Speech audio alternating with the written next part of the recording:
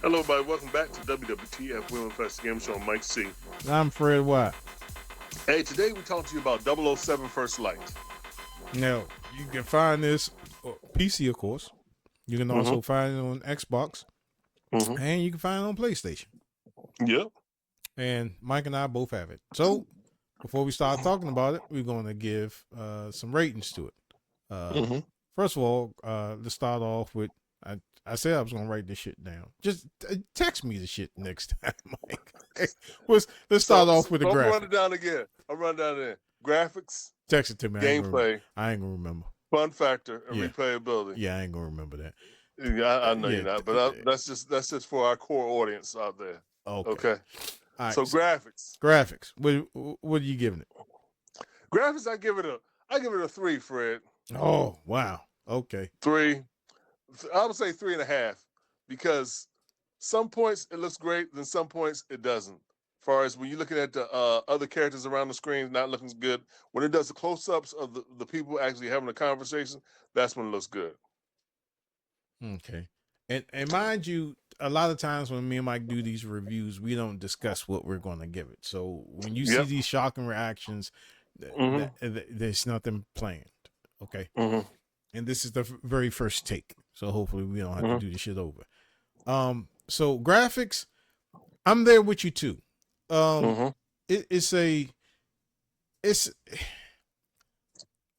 I'm gonna go one below. You said you give it a what? I give it a 3. Okay, I'll stick with my 3.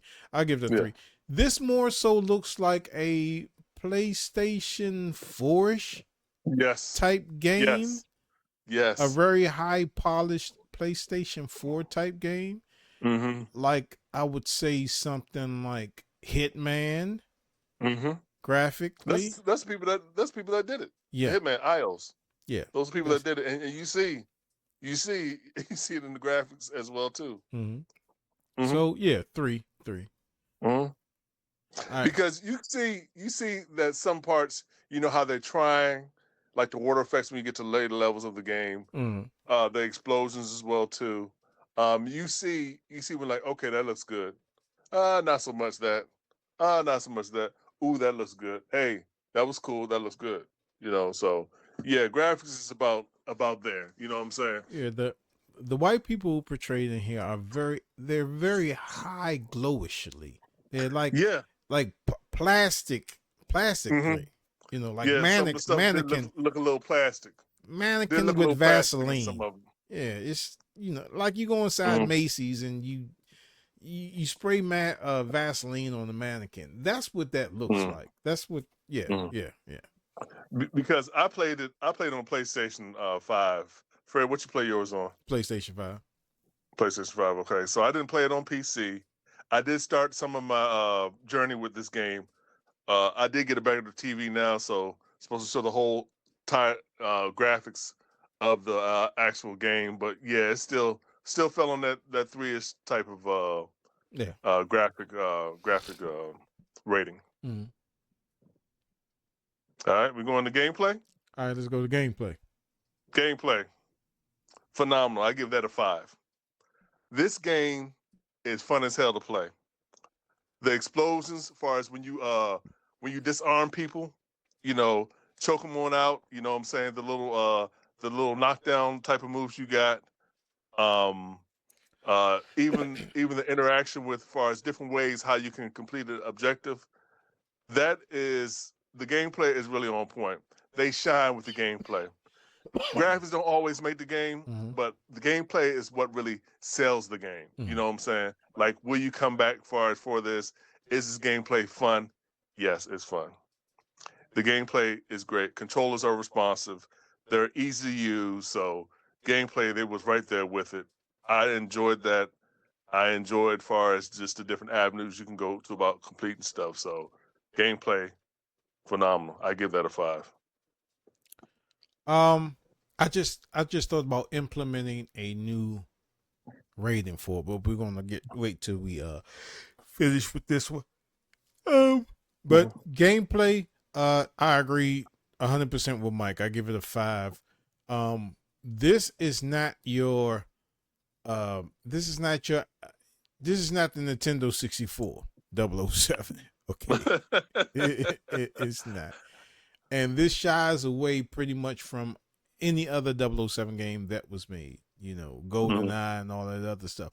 This shies away from it. The gameplay is excellent, and it submerges you into this game as if you're watching a movie. Yes. Some of these games are getting so good. It's like, this is the type of game, even though it's a long ass game, right? This is the type of game that you can have a game party night, you know, and if you just go straight through the game without doing a lot of the side missions and stuff like that, it can be almost as thrilling as watching a movie. You know, this is the type of game that, you know, that does that. You know what I'm saying? So I would say a 5 on gameplay all day long, man. It like Mike said, graphics don't always make the game, but it helps. When one is lacking, the other one takes effect. You know what I'm saying? Right. So since the graphics was kind of lacking, since we called it like a PS4-ish type looking game, the gameplay is what pushed it forward. You know, not so much game of the year, I don't think, but the gameplay, yeah, I definitely. Next is up fun factor. Yes, this game is hella fun. It is a fun game to play. I like far as even when the chaos ensued, because I died a lot playing this game. As if you guys can see my gameplay, I died a couple times because I got a little too confident. Like, oh man, I'm taking down people, bam, bam, bam. But a couple people throw you across the room and everything like that, you're dead. I like how you can hit people with the environment. Like far as like you slam somebody into a fire extinguisher, it explodes, or into a gas pipe, it explodes. You know what I'm saying? Hit people on tables. You can throw people off of overhanging ledges and off of overhand rails and stuff like that. Just the way you can take somebody out, it gives you that flexibility of that, which makes it fun, entertaining, and you can decide how you want to play. You can stealth it on through, or you could go in guns blazing. I like a little bit of both, a little stealth. Then you get tired of stuff. You say, man, I want to fight somebody and take out some people. You can switch it on up. And that's that, what's that, license to kill mode that comes on, which is really cool. You know, say like license to kill, like, oh, Joe, I can take people out now. As soon as they start shooting at you, you're like, okay, it's that type of game. So it is really fun. The explosions when you start getting into the thing and making people fly all over the screen, the ragdoll effects of some of these characters getting blown somewhere and blown another place, man. It is fun. It is a sight to see. That makes it feel like a James Bond game. And then they play some of the music or whatever when you're really doing something as well too, or getting into a vehicle, tearing up some stuff, trying to save your friend or buddy or anything like that, or get in the car and start shooting missiles and stuff like that. It is fun, man. This is a fun freaking game. I give that a 5. Yeah. Without repeating so much what Mike said, yeah, it's a 5 as well too, man. This game is like I say, it's not the 007. It's not the Nintendo 64 game. I mean, it's not a 5. A 5, man. Well, and replayability is tons of replayability up in this game. You go back and get some objectives, as well as I didn't mention as far as earlier as well too, the gadgets that you have in the game makes it feel like a James Bond game. You can dart people, you make people go to the bathroom, you can do a smoke pellet, you can put laser in their eyes, you can do a mine on somebody, a proximity mine, make them explode, and then you got a freaking missile on your watch. Yes, they call it Q missile on your watch. That's cool as hell, bro. So the fun factor, replayability, definitely up there. Replayability, I will give it a 4. I won't give it a 5 off the break. But as far as those completionists that want to see about earning those medals, unlocking new cosmetics and stuff like that, you go back through it and play it.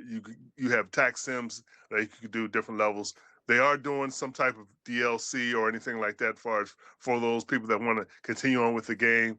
And I think you actually can drive the actual car at the end that has the bombs and missiles and stuff like that on this new stuff coming up. I don't know if it's going to be free, or you're going to pay for it. But that's something to look forward to for those people that want to prolong the game. But as far as that tax sim, it's a lot of stuff you can do up on there. So replayability is definitely very high, but I gave that a 4. Okay. I'm see, like Mike and I don't always agree on games on the ratings. I'm gonna give it a 5. The replayability on this thing, I think, since the maps are so huge, in a sense, you can just go back if you wanted to and replay a scene that you already done and try to master it even more with stealth or being able to go combat to combat. It's just endless amounts of fun, no matter where this is the type of game where if you're going to get it on all consoles, if you're going to get it on the PlayStation, you beat it on the PlayStation. Then, like, let me try the Xbox. You beat it on Xbox. And then you go to PC and you can play it on the PC. Now, replayability as far as playing it over multiple different consoles, I think that is good. Even repetitively playing it over the same console that you already played on, I think that is also a 5 in my factor. It's like this. If you like Hitman, Hitman 4, the last one that came out, and they came out with a whole bunch of DLCs and a whole bunch of different missions. I think this, it's always, it would appease that Hitman people, I think. It always comes, these type of games always come to the end of life cycle of a video game system, because I think that this game is truly showing you the power of your system. Speaking of which, yeah. I think it's truly showing the power of what your system could actually do. Now, we all know on PC it's always going to be better because you can intensify the graphics and you can intensify the frame rate and stuff like that. So consoles, you're pretty much stuck with what you have. But as far as replayability, I think that this game is top notch, man. It is good, right? And the other thing we want to implement, because I was just thinking about it while we were talking about it, I was like, is this the game that will make you go out and buy the system if it was exclusive? Now, if this was exclusively on the Xbox or exclusively on the PlayStation or exclusively on the Switch, would that system seller? Yeah, is this a system seller? So that's a system seller. Yeah, is this a system seller? Yes or no? And let's just debate this. Just y'all out here watching this game. Good for coming up with the name of it, Mike, because I was all over the place with it. But is this a system seller? Yes or no? Mike, is this a system seller? If it was strictly for PlayStation, it would definitely spike my curiosity. So I would probably say yes. I would say yes, because if this was the only place where to get this game, and as far as with the James Bond and what they showed for it, I think this would be a system seller. They would get some systems probably moving with this. If this was exclusively for a particular system, I think this is a yes as far as for that, because you get those games that don't nobody else have. Bruh, it's some sort of strange appeal for that. Like, man, it's coming out. This is the only place that could probably handle this type of game. You know what I'm saying? So I think this is a system seller, brother. Yeah. Now we recently talked about that Steam machine. If this was exclusive on the Steam machine, yeah, I don't think it would still be worth $1,400 fucking dollars. Hey, by the time, but the thing about it is Steam really doesn't have exclusive games like that, because Steam is everything, you know what I'm saying? So if it came out for a console like Steam, no. Then we wouldn't be playing it or reviewing it. Bruh, we were like, oh, James Bond came out, oh, well, that must have sucked. So they wouldn't bring it nowhere else. But yeah, if this was an exclusive on any home console, PlayStation or Xbox, most definitely. I think that this was a system seller. I definitely think this is definitely what moves something. Yeah, this would definitely.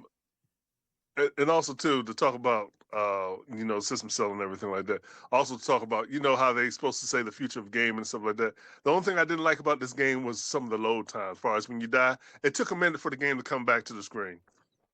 I don't know if you Yeah. experienced that in your PlayStation, but that load time was kind of something. It made it feel like old school type of load times. You know what I'm saying? Like PlayStation 3 days when you saw like the little insignia for Naughty Dog. You know, the little cross spinning in the corner or something like that, or Days Gone, the little ring spinning. You felt that weight to get back into the game. That's the only thing that took you out of the game a little bit, as far as to get back into the game and get back to playing. Because like I said, I died a lot. You know what I'm saying? You guys could go ahead and watch me play. I streamed this thing from start to finish, far as with this game. So this is my second. I'm trying to give you guys more games that we stream, you know, from start to finish. So I'm trying to do that more. I did Resident Evil 9 almost from start to finish because the other one didn't go right for the first hour or something like that. But I did majority of Resident Evil 9, and I just did this 007 First Light. So I want to start doing more games like that for you guys, so you can see us playing these games, because we do play these games, okay? And we're not the greatest gamers in the world. I'm okay. You know, sometimes I'm good in some games, but like I said, I died a lot, so bear with me when y'all watch these games. But we want to show you that we're playing these games, and we're not just saying, "Hey, this game's good, this game's good." No, we actually play these games, and we give it our honest opinion. Yeah, and Mike, when you stream your games, put your Cash App up there, man. And when y'all see a stream, man, just saying Cash App Mike something, you know what I mean? Because to support the channels, to support your men, you know what I mean? But yeah, I definitely appreciate that, man. And we do it because we love it. But yeah, most definitely, we want to keep on growing the channel. And back to this final verdict, Fred. All right, let's do a final verdict. Final verdict, Fred.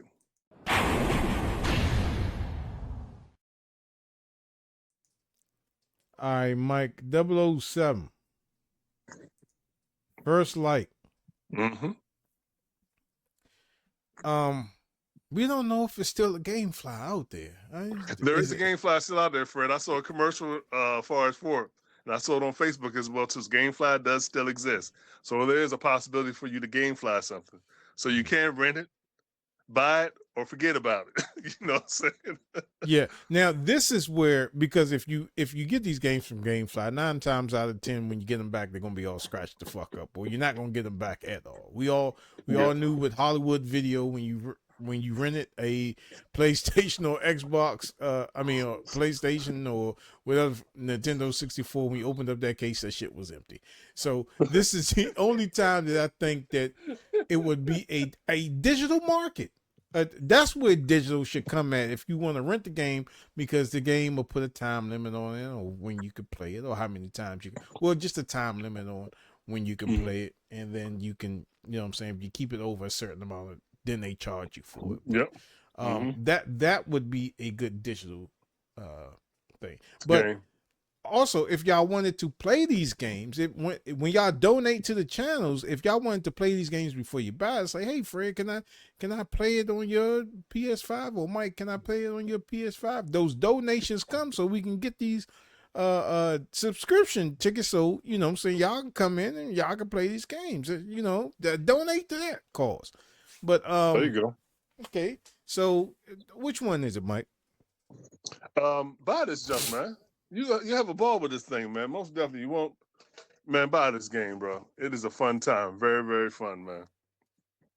Yeah, I would agree with him. Purchasing this game would not be a bad choice for you.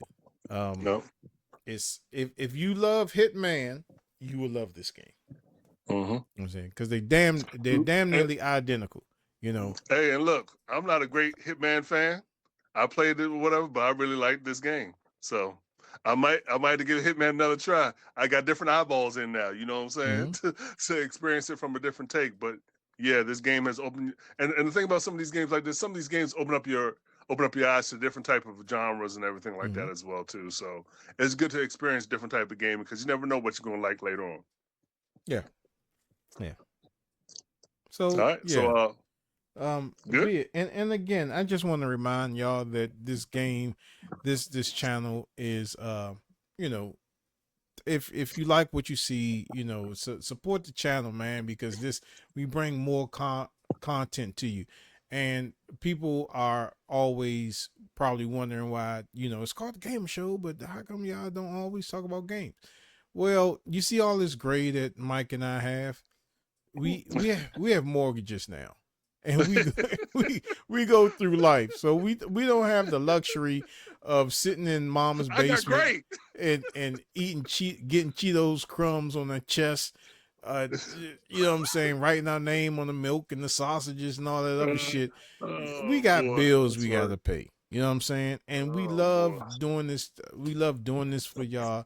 We just need, saying more support. So you want to donate to the channel, that, the whole library of our games, anytime that you want to play, like we'll schedule a time. You know what I'm saying? You may not, like GTA is about to come out. If you don't want to spend all that money for GTA, you can hit us up like, hey, Fred Wow, MikeC, man, can we try this out before we buy? We're gonna do another episode talking about that, because sort of towards the end, I don't know if y'all really listen to us, but we're gonna do an episode on doing that. But yeah, man, just donate to the cause, man. Good stuff. And like always, you guys can hit us up at thagamersshow@gmail.com. That's Gamershow with an A. Don't forget to hit that bell up when we drop videos like these. Tell people about what we do here at the Gamer Show. Donate. Keep on talking about the show. Let's elevate these subscriber numbers up. We keep on giving you all that great content.